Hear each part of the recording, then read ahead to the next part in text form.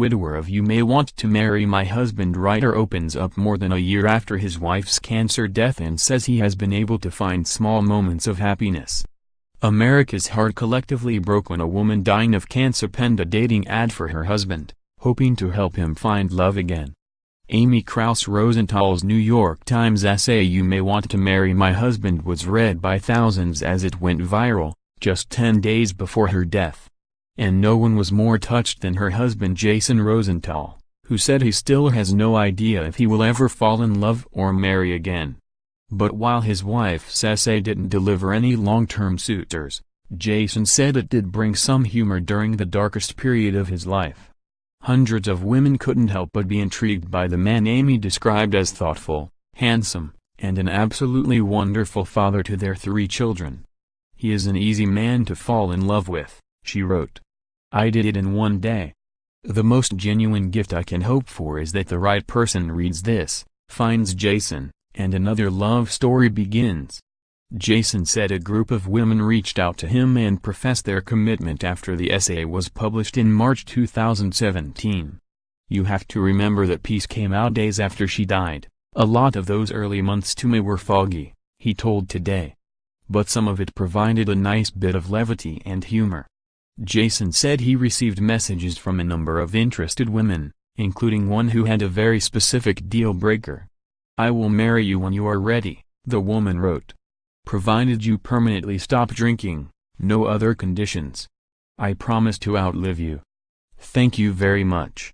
Jason, who shared the story during a recent TED Talk, noted that he did like a good tequila. Yet, how could I say no to that proposal? He joked. And Jason credited his late wife's essay with giving him the permission he felt he needed to find happiness again in the months after losing her. As I climbed out of the deep darkness of grieving, I sort of had that little guardian angel on my shoulder when I went out and I'd find myself smiling, he said. Because Amy gave me very public permission to also find happiness, I now have experienced joy from time to time. But there is despair as well. And Jason is just as frank about that as he is about the small moments of happiness he has found 15 months after Amy's death. My wife died of ovarian cancer in our bed, he said during his TED Talk. I carried her lifeless body down our stairs, through our dining room and our living room to a waiting gurney to have her body cremated. I will never get that image out of my head. Jason said he also still clearly remembers his last few weeks with Amy, in which he needed to assist his wife with every step she took. I felt so strong.